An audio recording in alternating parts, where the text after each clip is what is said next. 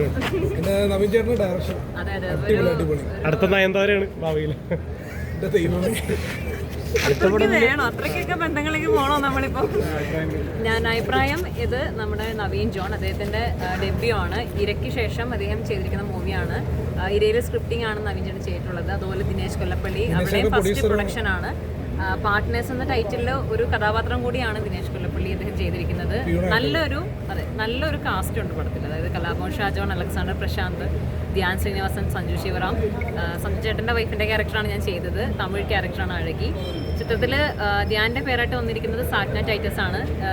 Tamil movie പിച്ചേക്കാരൻ ഫെയിമാണ്. അതുപോലെ മറ്റൊരു important ആയിട്ട് ലീഡ് ദേവിക രാജേന്ദ്രൻ. നിങ്ങൾക്കൊക്കെ അറിയാം, നിങ്ങൾ ഇതിനു മുമ്പൊക്കെ ദേവികയുടെ മൂവീസ് കണ്ടിട്ടുണ്ടാവും. അവർ ചെയ്തിട്ടുണ്ട്. അപ്പം പടം ഒരു ത്രില്ലർ സബ്ജക്റ്റാണ് നമ്മളിലേക്ക് എത്തിക്കുന്നത്. അപ്പോൾ എല്ലാവരും മുൻവിധികളൊന്നും വെക്കാണ്ട് എന്താ പറയുക, വന്ന് കാണണം. വന്നവർക്കൊക്കെ വളരെ ഇഷ്ടപ്പെട്ടിട്ടുണ്ട് ഇല്ലേ? ഈ പറഞ്ഞ ജെന്യുവൻ ആയിട്ടുള്ള അഭിപ്രായമാണ്. നമ്മൾ തള്ളുകയൊന്നും അല്ല ചെയ്യുന്നത്. കാര്യം അതെ, നമുക്ക് ഒരു എന്താ പറയുക, വളരെ അതായത് ഫസ്റ്റ് ഹാഫിലാണെങ്കിലും ലാഗ് എന്ന് പറഞ്ഞൊരു എലമെന്റ് നമുക്ക് കണ്ടുപിടിക്കാൻ പറ്റില്ല. കാര്യം ഓരോ സീനുകളും അല്ലേ വളരെ കണക്റ്റഡ് ആയിട്ട് ഞാൻ പറയുന്നില്ല, പക്ഷേ ക്ലൈമാക്സ് നമ്മൾ എന്ത് സംഭവിക്കുന്ന ത്രില്ലായിരുന്നു. എക്സ്പെക്ട് ചെയ്തില്ല അല്ലേ ആ സംഭവം.